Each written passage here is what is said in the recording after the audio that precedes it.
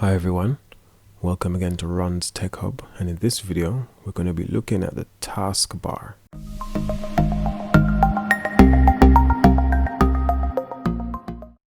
First of all, let's look at what the taskbar is. So the taskbar is literally this bar here located at the bottom of our screens. Okay, this bar can be moved to anywhere we want, to the side, for example, to the right here, to the left, or at the top, but by default it's located at the bottom of the screen.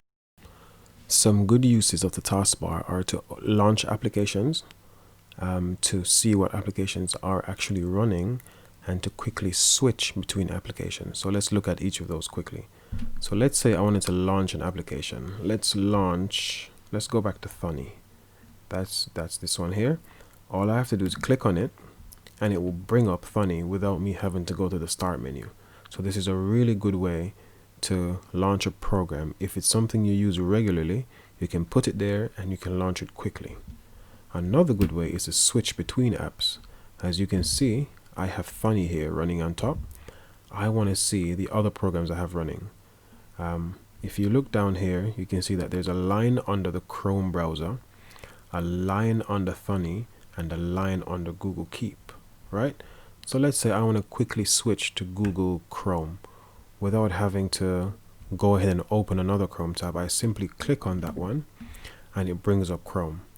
If I wanted to do Google Keep, I would do exactly the same thing. Let's now look at how to add a program to the taskbar. The first way is going to be by using a shortcut on the desktop. So let's say you install a program on your PC and it places a shortcut on your desktop. Now this can be Chrome, Microsoft Word, Dell Update example here. So the shortcut's already there, and an easy way to add it to your taskbar is to left click on your mouse and hold it down and simply drag that icon or that image onto the taskbar, like so, until that pop-up comes up that says pin to taskbar. When that comes up, you simply let go, and now that program is on your taskbar as well. So you can click on it and it will open just like it would any one of these programs here. Another nice and easy way to add a program to the taskbar is to do so from the start menu. If you're not sure how to use the start menu, please go back and watch the previous video. That explains it quite well. So let's say I go to my start menu here, and let's say I wanted to add the camera app to the taskbar. Now I move my mouse over the camera app, I right click on it, and from this drop down list I select more. And now from the second drop down list, as the name states or as the description states, pin to taskbar. Now keep watching this area here, as that's where this is going to pop up when I click pin to taskbar. So there we go. I clicked on it, it's been added to the taskbar. Now I can click on this and my camera app will open up directly. In order to remove something from the taskbar, we move our mouse over the thing we want to remove. So in this case, I'm going to remove my camera app and the Dell Update software. Move our mouse over the camera app, for example, right click on it, and where it says unpin from taskbar, we click on that, and that's now going to vanish. It won't be there anymore. I can't click on that space to get the camera up anymore. I'm going to do exactly the same thing again for the Dell Update software. I'm going to right click, choose unpin from taskbar, and now that's gone as well. So you can add as much as you want here and you can remove as much as you want. These are the programs that I use the most, so I like to have them there so I don't have to keep going back to the start menu and clicking on the one I want. It's just already there as soon as I boot into my computer. Okay, so there are two extra buttons here on the taskbar I wanted to speak about. This is the Cortana button. Now this will only work properly if you only want to search for stuff, or if you set up Cortana when you boot it into your PC for the very first time. Cortana is Microsoft's virtual assistant, like Siri is to iPhones or Google Assistant is to Android phones. We're not going to speak about that one now, that's for another video. This one here is quite handy actually. This is called the task switcher or the task view. When I click on that, it shows me all the apps I have open on my PC at the same time. Now this is particularly handy if you're on a laptop like mine and you don't have multiple screens. So instead of switching between screens and seeing everything you have open at once, you can quickly click on here and you can switch between them. So this is going to be my Excel one. If I click on that again, I can quickly get to my Access, and I think it's a good way to get your bearings rather than clicking through individual ones, because it gives a live preview of what that app has open. So you could have had multiple Chrome windows open at the same time and you wanted to quickly switch to see which one you needed. This is a good way to do it. The taskbar settings. To get to the taskbar settings, we move our mouse over an empty area of the taskbar. For example, can you see my settings app here at the end? Move my mouse just to the right of that where there's nothing. I'm going to right click, then I'm going to choose taskbar settings. I'm going to click on that and it brings up this window here. And these are self-explanatory, to be honest. Lock the taskbar simply means that you can't move stuff around. Automatically hide the taskbar in desktop mode. Now this one I do actually use a lot because it gives you that extra real estate on your screen, meaning when I click on that, the taskbar automatically goes away when my mouse is not down there. As soon as I move my mouse down there, it brings the taskbar up, gives me a bit of extra space when I move the mouse away. Automatically hide the taskbar in tablet mode. This is only really useful for touchscreen laptops or touchscreen tablets, obviously. Use smaller taskbar icons. Again, this is very self-explanatory. I don't need to go through all of these. You get here, you can change multiple things about your taskbar.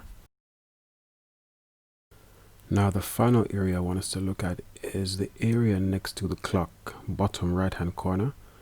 Let's start from the leftmost side. This arrow here will show us programs running in the background.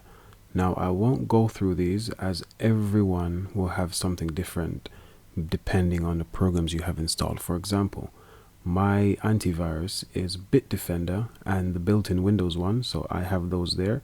You might have Norton, Kaspersky, Nord 32 I think it's called. Whatever you have is going to be shown here, plus other applications running in your background. This again is my microphone from the screen recorder I'm using, so you won't have that. This one you should have if you're using a laptop. This is just the battery percentage essentially. Gives you information on the battery and you can change performance options from here. For example, my laptop is plugged in now, so when it is plugged in, it automatically goes to best performance. I'm going to unplug my laptop and show you something quickly. Now my laptop is unplugged. I can actually cycle through different performance settings. Now I do this at times so I can save battery life. So if you're going on a long trip, you're on a flight or on a coach journey, and you decide you want to be working on this Word document for a long time, you might want to push this slider all the way back. This is best if you're doing light work, meaning again a Word document, something simple. If you're going to be doing Photoshop or audio or video editing, you might want to leave that up there as the CPU is going to be needed a lot more.